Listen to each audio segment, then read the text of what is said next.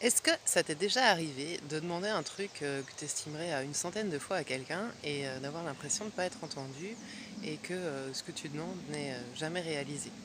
Eh bien, dans cette vidéo, je vais t'apprendre, une petite méthode en 4 étapes hyper, pratico-pratique qui va te permettre, de résoudre le problème.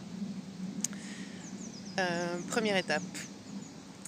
Donc admettons que tu aies déjà demandé une centaine de fois à, disons, ton conjoint ou tes enfants de ranger son sac de sport dans le placard de l'entrée pour ne pas que tu te prennes les pieds dedans quand tu rentres toi-même à ton tour et que, ce sac de sport est toujours, et systématiquement déposé sur le sol et non pas rangé dans le placard.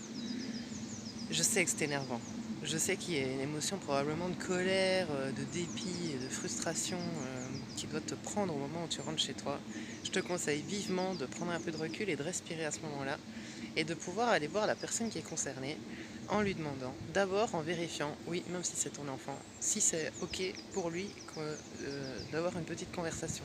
Alors, évite, «Il faut qu'on se parle» parce que généralement, c'est une phrase qui a tendance à faire un peu peur parce qu'elle n'est pas souvent suivie d'un truc hyper positif. Mais plutôt, «Est-ce que tu aurais 5 minutes pour qu'on discute de quelque chose, là maintenant?» Ça, c'est la première étape, mais surtout dans cette première étape, il est hyper important d'accepter que ce soit pas le moment pour l'autre, même s'il est en train de se distraire, même si tu as l'impression qu'il est en train de rien faire. Si c'est pas OK pour l'autre à ce moment-là d'avoir une conversation, de 5 minutes avec toi, alors il est bien de convenir d'un autre moment précisément auquel vous pourrez vous retrouver pour avoir la dite conversation.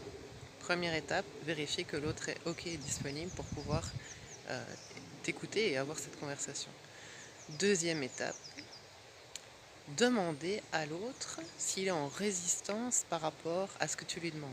Autrement dit, en fait, ça fait déjà plusieurs fois que je demande que le sac de sport soit rentré dans le placard de l'entrée et je vois qu'aujourd'hui, ou hier ou avant-hier, c'était toujours pas le cas. Alors j'aimerais savoir si on pourrait, convenir d'un truc qui nous convienne à tous les 2 ou à toutes les 2 et et de voir si toi, ça te pose un problème, en fait, de ranger ce sac et en quoi c'est un problème pour toi. Alors ça peut paraître vraiment basique parce que je prends un exemple ici du quotidien, mais on sait que c'est dans le détail que se cache le diable et que les relations s'usent et que les conflits naissent. Donc, même si c'est pour un sac pas rangé, je vous invite vraiment à demander à l'autre, en quoi ça te pose un problème finalement de ranger ce sac? Je vous invite vraiment, ça dépend évidemment de l'état des relations, à garder le maximum de calme et de recul par rapport à ça, parce que l'autre pourrait se sentir agressé. Je pourrais savoir en quoi c'est un problème, en fait, pour toi de ranger ce sac dans l'armoire? Là, évidemment, il va se sentir agressé. L'idée ici, c'est vraiment de l'inviter à expliquer en quoi ça lui pose un problème. Et je vous assure que pour, expérimenter ça depuis maintenant de nombreuses années, l'autre a parfois des résistances ou des objections qui sont tout à fait légitimes, réalistes et auxquelles, moi, j'avais absolument pas pensé. Donc c'est vraiment intéressant de pouvoir, laisser la parole à l'autre. Alors l'autre va pas savoir forcément vous répondre tout de suite et il n'est pas non plus nécessaire que la conversation, trouve une fin heureuse, au moment où elle a lieu. Les 2 peuvent exprimer en quoi c'est important pour eux. Un, que le sac soit rangé. 2, que ça pose un problème pour quelles raisons. Et puis on peut décider de se revoir un peu plus tard et de rediscuter de ça quand on aura réfléchi chacun de son côté. Et de nouveau, on peut développer des trésors de créativité une fois qu'on est vraiment main dans la main pour trouver une solution à un problème, aussi insignifiant puisse-t-il paraître.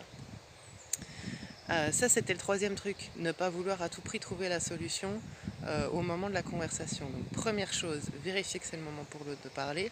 Deuxième chose, vérifier en quoi il peut éprouver une résistance ou une objection à faire ce que vous demandez. Troisième chose, ne pas vouloir absolument trouver une solution tout de suite lors de la première conversation.